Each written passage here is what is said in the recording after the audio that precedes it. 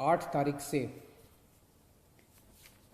देश भर में रेस्टोरेंट खोले जाएंगे, मॉल्स खोले जाएंगे और धार्मिक स्थान खोले जाएंगे। दिल्ली सरकार भी केंद्र सरकार के उन्हीं आदेशों के मुताबिक कल से दिल्ली में रेस्टोरेंट, मॉल्स और धार्मिक स्थान खोलने जा रही है। लेकिन जब ये खोले जाएंगे तो वहाँ पे सोशल डिस्टेंसिंग के क्या क्या स्टेप्स उठाने होंगे, मास्क पहनना होगा, जितने भी एहतियात बरतने के लिए केंद्र सरकार की एक्सपर्ट्स ने, केंद्र सरकार ने जो आदेश दिए हैं, उन सारे स्टेप्स को दिल्ली सरकार लागू करने जा रही है और वो ऑर्डर अभी थोड़ी देर के बाद लागू हो जाएंगे। लेकिन दिल्ली में होटल्स और बैंकेट हॉल्स को अभी नहीं खोला जा रहा है, क्योंकि दिल्ली में बढ़ते हुए कोरोना के केसेस को ध्यान में रखते हुए आने वाले समय में हो सकता है हमें कई होटल्स और बैंकेट हॉल्स को हॉस्पिटल्स के साथ अटैच करके उनको हॉस्पिटल्स में कन्वर्ट करना पड़े। इसके मद्देनज़र अभी होटल्स और बैंकेट हॉल्स को नहीं खोला जा रहा। धीरे धीरे हम सब लोगों ने मिलके अपनी अर्थव्यवस्था तो खोल ली, बहुत सारी ढील दे दी लॉकडाउन के अंदर। लेकिन लॉकडाउन में ढील देने का ये मतलब नहीं है कि कोरोना ख़त्म हो गया। कोरोना अभी बड़ी तेज़ी से बढ़ रहा है। इसीलिए मेरी आप सब लोगों से हाथ जोड़ के विनती है कि जो भी एहतियात बरतने के लिए 3 चीज़ें बार बार कही जा रही हैं, सोशल डिस्टेंसिंग बरतें, मास्क पहने। मैं देखता हूँ कि कई लोग घर के बाहर निकल रहे हैं बिना मास्क पहने हुए। मास्क पहन के आप किसी पे एहसान नहीं कर रहे, मास्क पहन के आप अपने ऊपर एहसान कर रहे हैं।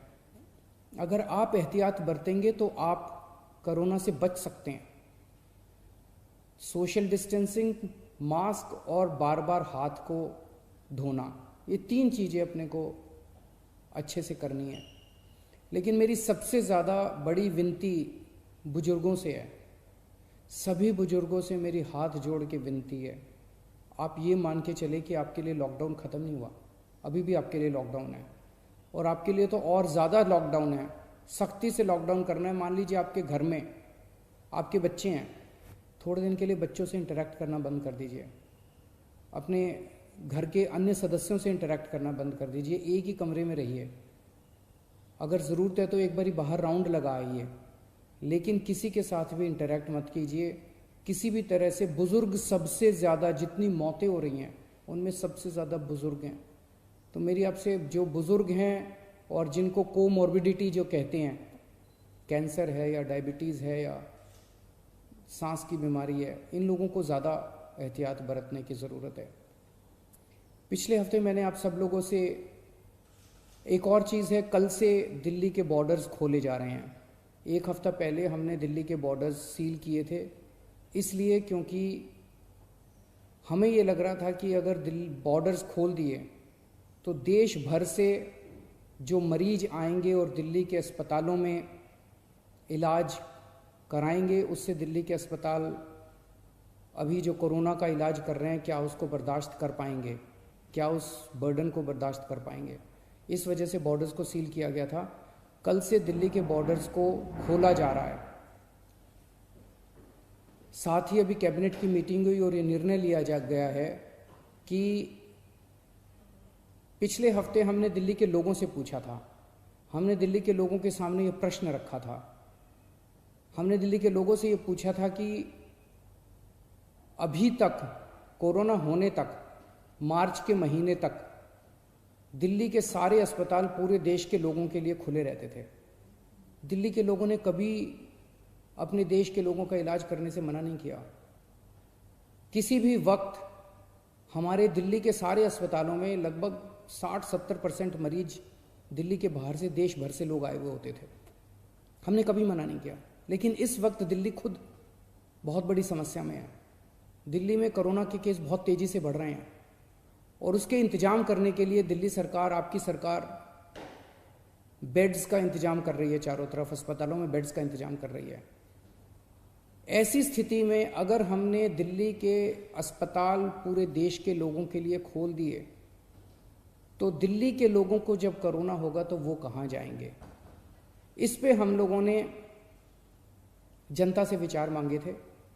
7.5 लाख लोगों ने अपने सुझाव भेजे और 90% से ज़्यादा लोगों का यही कहना था कि कोरोना तक, जब तक कोरोना है दिल्ली में, तब तक दिल्ली के अस्पताल केवल दिल्ली वालों के लिए रिजर्व होने चाहिए। उसके बाद हम लोगों ने एक 5 डॉक्टर्स की कमेटी बनाई। बड़े बड़े डॉक्टर्स थे। Doctor Mahesh Verma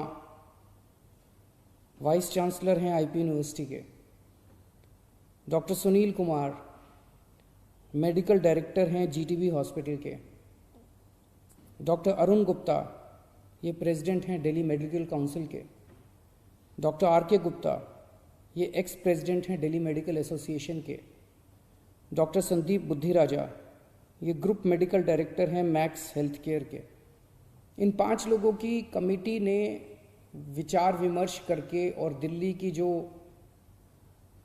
medical infrastructure है, हेल्थ इंफ्रास्ट्रक्चर है, उस पर नज़र डाल के उसको सारे को एसेस करके उन्होंने अपनी रिपोर्ट दी है। और उन रिपोर्ट में और बहुत सारी चीज़ें हैं, लेकिन उनका ये कहना है कि अगर दिल्ली में इस वक्त कोरोना के केसेस बहुत ज़्यादा बढ़ रहे हैं और जून के अंत तक दिल्ली को लगभग 15,000 बेड्स की ज़रूरत होगी।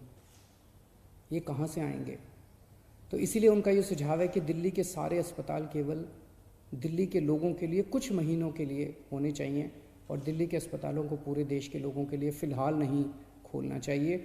उन्होंने ये कहा है कि अगर सबके लिए खोल दिया तो 3 दिन के अंदर आज जो 9,000 बेड दिल्ली सरकार ने कोविड के पेशेंट्स के लिए रखे हैं, ये मात्र 3 दिन के अंदर भर जाएंगे।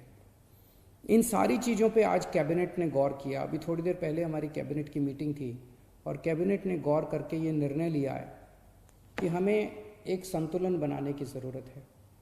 दिल्ली सरकार में 10,000 बेड हैं, केंद्र सरकार में भी 10,000 बेड हैं। तो एक तरफ कल से हम बॉर्डर्स खोल देते हैं। बॉर्डर्स को खोलने के बाद दिल्ली सरकार के जो 10,000 दिल्ली सरकार के जो अस्पताल हैं, वो अस्पताल केवल दिल्ली के लोगों के लिए रिजर्व होने चाहिए। केंद्र सरकार के जो अस्पताल हैं उसमें भी 10,000 बेड्स हैं। वहाँ पे कोई भी देश भर से आके अपना इलाज करा सके, उसके ऊपर दिल्ली सरकार कोई आदेश नहीं पारित कर रही, उसके ऊपर कोई तो जो जैसे आज व्यवस्था है कि केंद्र सरकार के अस्पतालों में कोई भी जाके इलाज कराता है, केंद्र सरकार के अस्पताल सबके लिए खुले रहेंगे। प्राइवेट अस्पताल केवल दिल्ली वालों के लिए रिजर्व रहेंगे कोरोना तक।